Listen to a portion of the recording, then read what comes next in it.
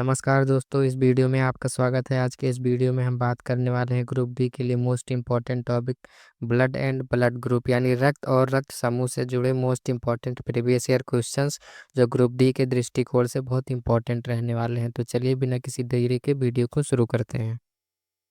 Question number 1, मनुष्यों में रुधिर परिसंचरण तंत्र की खोज किसने की थी? इसका सही आंसर होगा option B, William Harvey. William Harvey ने मनुष्यों में रुधिर परिसंचरण तंत्र की खोज की थी। इसका सही आंसर होगा option B. Next question number 2, रुधिर परिसंचरण तंत्र में मुख्य संवहनी पदार्थ क्या है? इसका सही आंसर होगा ऑप्शन सी, रक्त। नेक्स्ट क्वेश्चन नंबर 3, जब रक्त में ऑक्सीजन की मात्रा अधिक होती है तब इसे क्या कहते हैं? इसका सही आंसर होगा ऑप्शन बी, शुद्ध रक्त। नेक्स्ट क्वेश्चन नंबर 4, निम्न में से कौन रक्त के संबंध में गलत है? इसका सही आंसर होगा ऑप्शन डी, यह अम्लीय प्रकृति का होता है, यह रक्त के संबंध में गलत है। नेक्स्ट क्वेश्चन नंबर 5, रुधिर के अध्ययन को क्या कहा जाता है? इसका सही आंसर होगा ऑप्शन सी, हेमेटोलॉजी। रक्त के अध्ययन को हेमेटोलॉजी कहा जाता है। नेक्स्ट क्वेश्चन नंबर 6, निम्न में से कौन सा रक्त का घटक है? इसका सही आंसर होगा ऑप्शन ई, उपयुक्त में सभी यानी प्लाज्मा, लाल रक्त कणिका, श्वेत रक्त कणिका, पट्टी खड़ू। नेक्स्ट क्वेश्चन नंबर 7, रुधिर में प्लाज्मा की मात्रा लगभग कितनी होती है? इसका सही आंसर होगा option D, 55%। Next question number 8, रुधिर के प्लाज्मा में जल का प्रतिशत लगभग कितना होता है? इसका सही आंसर होगा ऑप्शन डी, 90 से 92% तक। नेक्स्ट क्वेश्चन नंबर 9, रुधिर के प्लाज्मा का रंग कैसा होता है? इसका सही आंसर होगा ऑप्शन बी, हल्का पीले रंग का। रुधिर के प्लाज्मा का रंग हल्का पीले रंग का होता है। Next question number 10, plasma dash प्रकृति का होता है? इसका सही आंसर होगा ऑप्शन बी, क्षारीय प्रकृति का प्लाज्मा होता है। नेक्स्ट क्वेश्चन नंबर 11, रुधिर के प्लाज्मा में उपस्थित घटक के संदर्भ में कौन सत्य है? इसका सही आंसर होगा ऑप्शन डी, इनमें से सभी सत्य हैं। नेक्स्ट क्वेश्चन नंबर 12, प्लाज्मा में मुख्य रूप से पाए जाने वाले प्रोटीन है? इसका आंसर होगा ऑप्शन डी, इनमें से सभी, एल्बुमिन, ग्लोबुलिन और फाइब्रिनोजन। इसका सही आंसर होगा option D. Next question number 13, dash protein की आवश्यकता रक्त थक्का बनाने या संगठन में होता है? इसका सही आंसर होगा fibrinogen, option C. Next question number 14, निम्न में से किस प्रोटीन का उपयोग प्रसारणीय संतुलन के लिए होता है? इसका सही आंसर होगा option C, albumin. Next question number 15, plasma में उपस्थित कौन सा पदार्थ है जो शरीर में रक्त थक्का बनने से रोकता है? इसका सही आंसर होगा option C, heparin. Next question number 16, plasma में उपस्थित कोलेस्ट्रॉल के संदर्भ में कौन आसक्त है? इसका सही आंसर होगा ऑप्शन डी, यह अग्नाशय में बनता है या गलत है। नेक्स्ट क्वेश्चन नंबर 17, रुधिर में आरबीसी की मात्रा यानी रेड ब्लड सेल की मात्रा लगभग कितनी होती है? इसका सही आंसर होगा ऑप्शन बी, 44%। रुधिर में आरबीसी की मात्रा 44% होती है। नेक्स्ट क्वेश्चन नंबर 18, आरबीसी के संदर्भ में कौन सा असत्य है? इसका सही आंसर होगा ऑप्शन बी, इसे ल्यूकोसाइड भी कहा जाता है, या आरबीसी के संदर्भ में असत्य है यानी गलत है।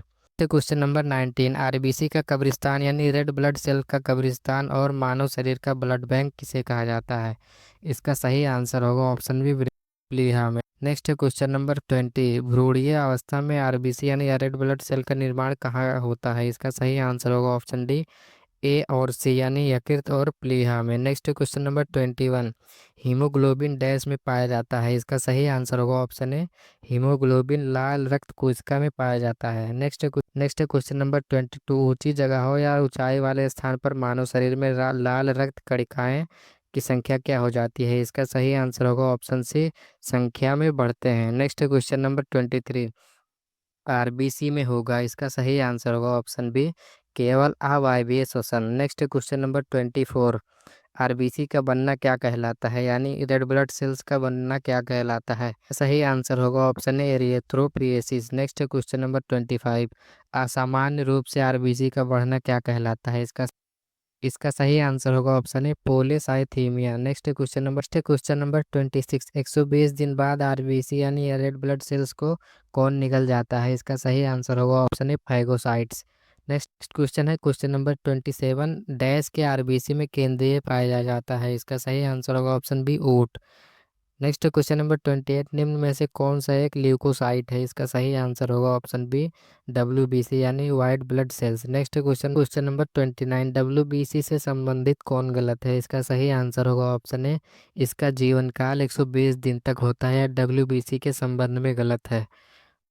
नेक्स्ट क्वेश्चन नंबर 30, डब्ल्यूबीसी यानी वाइट ब्लड सेल कितने प्रकार के होते हैं? इसका सही आंसर होगा ऑप्शन सी, 5 प्रकार के होते हैं। नेक्स्ट है क्वेश्चन नंबर 31, कोशिका द्रव्य में कणों के आधार पर श्वेत रक्त कोशिका कितने प्रकार के होते हैं? इसका सही आंसर होगा ऑप्शन ए, 2 प्रकार के होते हैं। नेक्स्ट क्वेश्चन नंबर 32, निम्न में से कौन कड़ी कामय डब्ल्यूबीसी का एक प्रकार नहीं है? इसका सही आंसर होगा option D, lymphocyte. Next question number 33, dash को थ्रोम्बोसाइट भी कहा जाता है? इसका सही आंसर होगा ऑप्शन सी, प्लेटिलेट।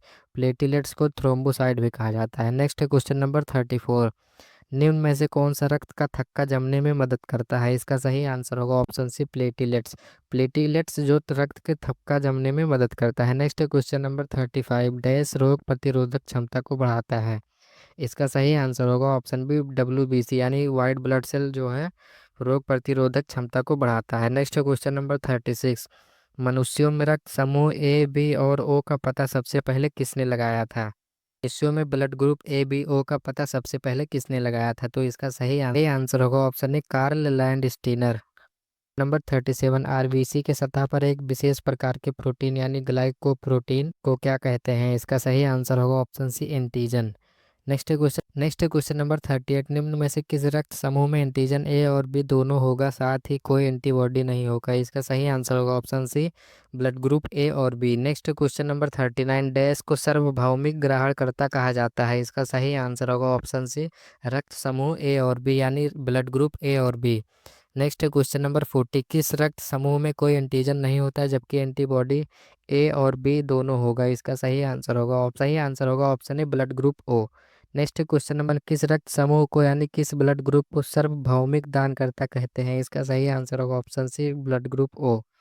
नेक्स्ट क्वेश्चन नंबर 42, रुधिर में एंटीजन और एंटीबॉडी के अभिप्रक्रिया से सामान्यतः किस तरह की समस्या उत्पन्न होती है? इसका सही आंसर होगा ऑप्शन ए, पीलिया और anaemia. Next question number 43, RH तत्व या आरएच एंटीजन की खोज किसने की थी? इसका सही आंसर होगा ऑप्शन ए, लैंड स्टीनर और विनर। नेक्स्ट क्वेश्चन नंबर 44, सबसे पहले आरएच एंटीजन की खोज किसमें की गई थी? इसका सही आंसर होगा ऑप्शन ए, रिसिस बंदर। नेक्स्ट क्वेश्चन नंबर 45, निम्न में से किस रक्त समूह में आरएच तत्व या आरएच एंटीजन उपस्थित है? इसका सही आंसर होगा option A, blood group D6। निम्नलिखित में से कौन सार्वभौमिक दानकर्ता और सार्वभौमिक प्राप्तकर्ता रक्त समूह है? इसका सही आंसर होगा option C, blood group O minus और ब्लड ग्रुप AB प्लस, जो सार्वभौमिक दानकर्ता और सार्वभौमिक प्राप्तकर्ता ब्लड समूह है। यानी नंबर 47, रक्त का थक्का बनने में कौन सा खनिज सहायक है? इसका सही आंसर होगा ऑप्शन डी, कैल्शियम, जो रक्त थप्पा जमने में सहायक है। नेक्स्ट क्वेश्चन नंबर 48, निम्न में से कौन सा हमारे शरीर में रक्त को जमने से रोकने वाला प्रतिस्पंदन है? इसका सही आंसर होगा ऑप्शन बी, हिपेरिन।